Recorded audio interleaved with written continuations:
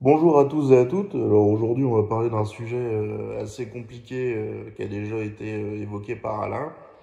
Donc on va parler de cette petite chose, donc, qui n'est d'autre que le 2 décaèdre. Donc il y en a à peu près 120 qui ont été retrouvés dans l'Europe. Et,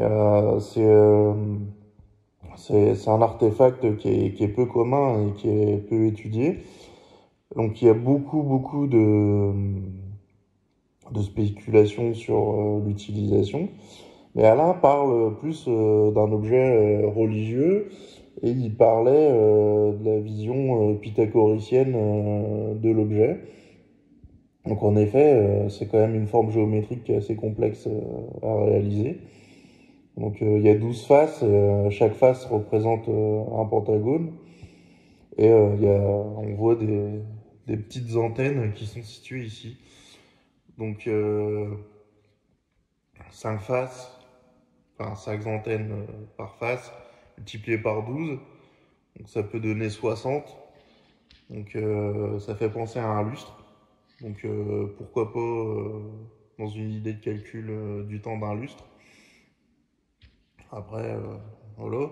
Après, le 60, c'est le double du 30. Et bah, à l'époque celte, le 20, le 30 et le 4 et le 3 aussi étaient des chiffres sacrés. Donc pourquoi pas? Dans le 60, bah, on a le 20, on a le 30, on a le 4 aussi qu'on peut décliner. Donc on peut aller sur ce sujet-là. Et il parle aussi des 5 solides de Platon. Donc, le dodécaèdre est celui qui enveloppe tous les autres solides en lui-même. Et je me suis intéressé à autre chose que les pythagoriciens, parce que les pythagoriciens, donc forcément c'est Pythagore, donc c'est le 6e siècle avant Jésus-Christ, et on est plus sur des connaissances de l'univers, et surtout de la géométrie, et de la géométrie parfaite, et avec un style d'alimentation, par exemple,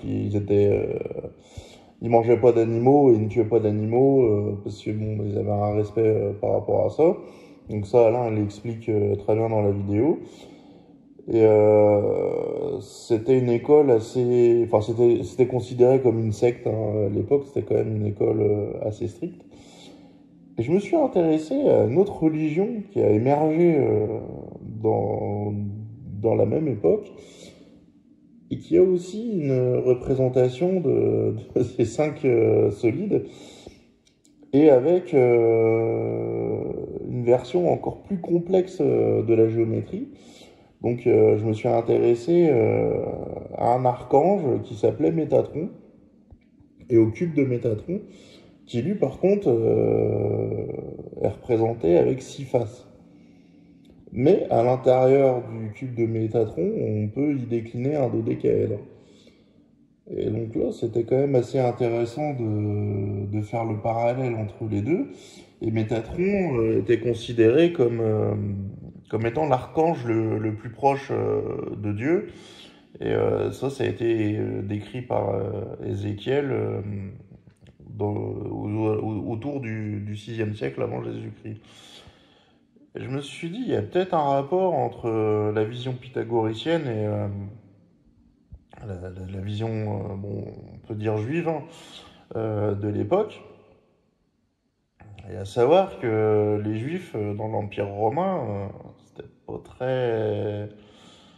Il n'y avait pas une très bonne considération des juifs dans l'Empire romain. D'ailleurs, ils n'avaient pas le droit de servir dans l'armée.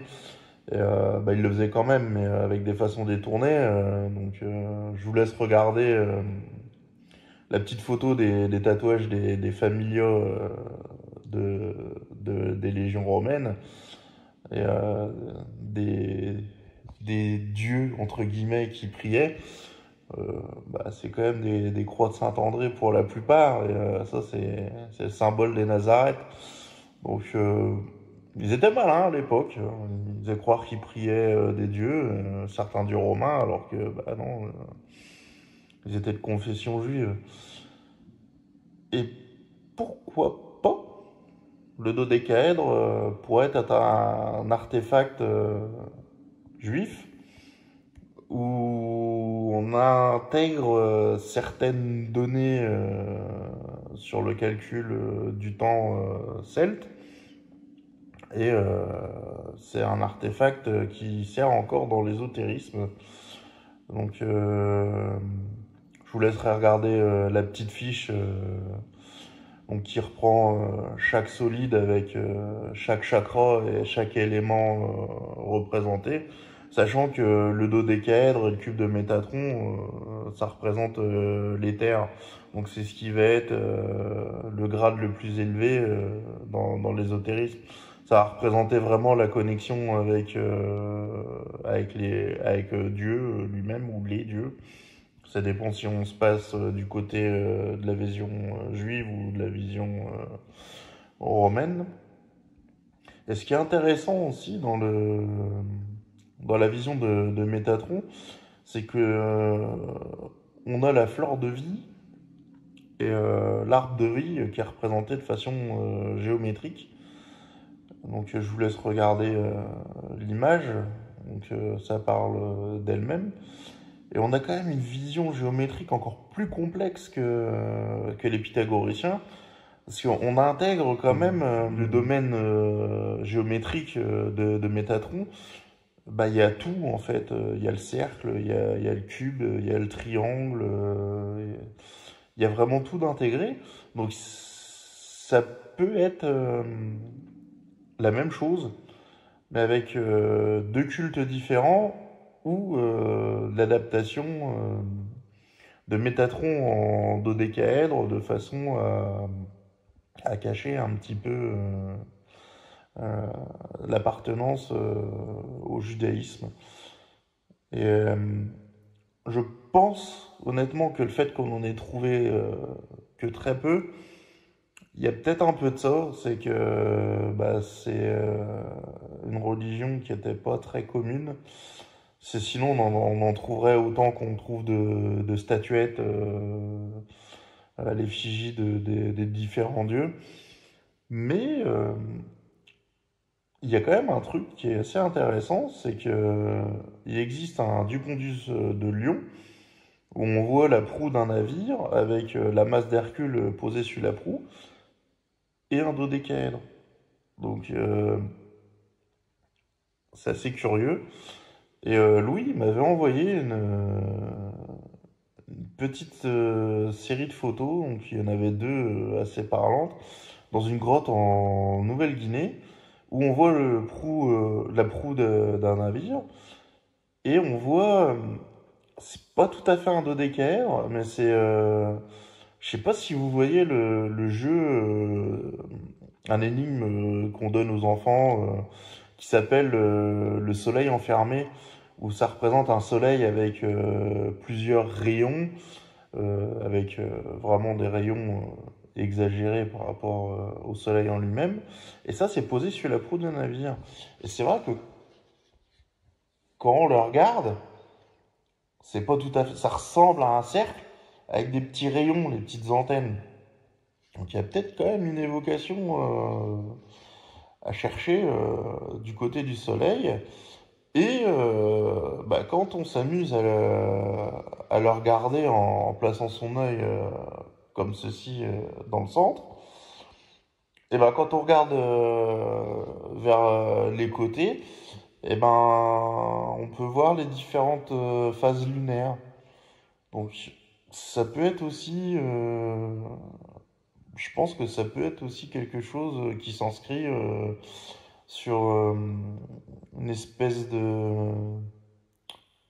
d'alliance entre le Soleil et la Lune, et sachant que à l'époque, bah, le temps se calculait en fonction du Soleil et de la Lune. Donc je vous laisserai aller regarder les articles sur le calendrier de Coligny, euh, qui est vraiment fixé sur le cycle lunaire et le cycle solaire. Donc il y a de la géométrie, ça c'est sûr et certain. Il y a de la numérologie, donc il faut aller chercher dans ce sens-là aussi. Mais il y a de l'astronomie.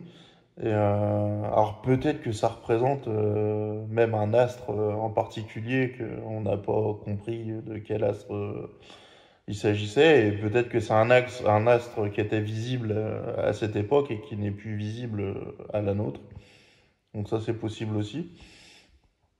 Mais en tout cas, c'est un artefact étrange, mystérieux, mais qui a perturbé dans le temps, parce que comme je vous le dis, le cube de Métatron et le dodécaèdre, bah, c'est toujours utilisé dans l'ésotérisme, donc avec chacun leur particularité. Donc je vous laisse regarder les petites fiches explicatives sur l'utilisation.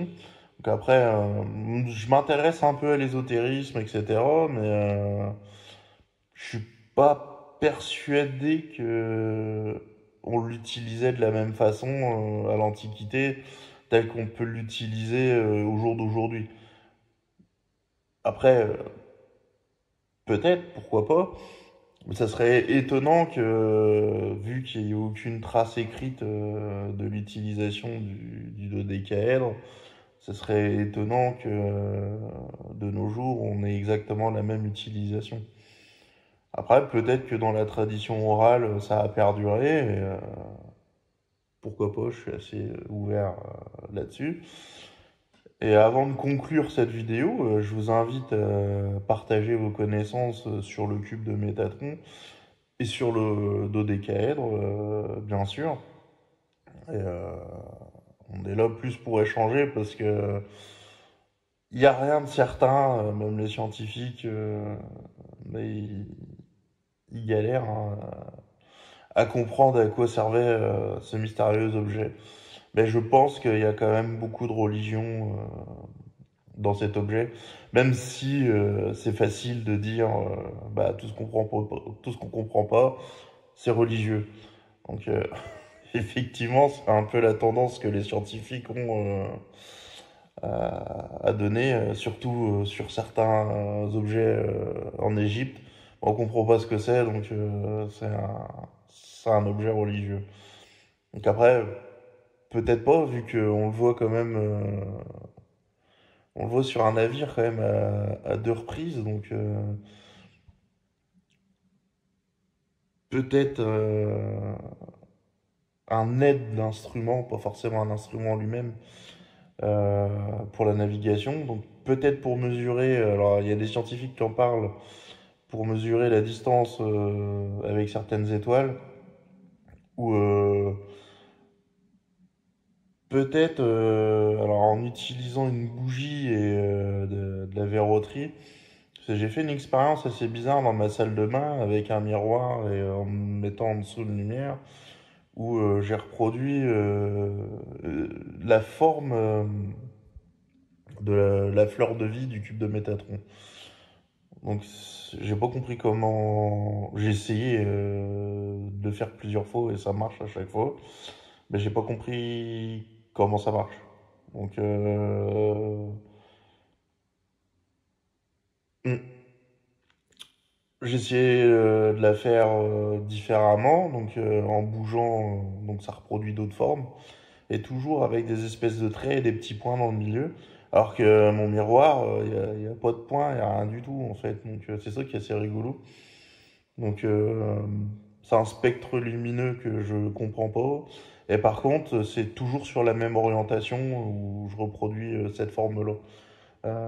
Si je l'oriente d'une autre façon, ça marche pas. Donc je vais mettre fin à cette vidéo et puis je vais ouvrir le débat hein, sur les connaissances de chacun sur le sujet. Et je serais ravi d'échanger avec vous bah, sur vos opinions sur l'utilisation du dodécaèdre et sur certaines recherches que vous avez pu faire. Je sais qu'il y a des groupes qui recherchent beaucoup sur le sujet et je sais qu'il y a des petites anecdotes ou des découvertes de dodécaèdres. Comme là, j'ai vu là, dernièrement, il y en a un qui a été découvert en Angleterre. Je sais qu'il y en a un qui a été découvert à Troyes. donc dans ma région. Donc j'avais partagé une photo sur le groupe spécialisé dans les dodécaèdres. Donc j'espère que cette vidéo vous a plu et puis vous a donné envie de chercher des explications sur ce mystérieux artefact. Puis bah, je vais vous faire un petit coucou avec mon dodécaèdre qui m'a été offert par Louis. Et puis que je me suis amusé à peindre pour lui donner un aspect plus antique. Donc voilà, c'est la fin de cette vidéo et je vous dis à bientôt pour de nouvelles vidéos.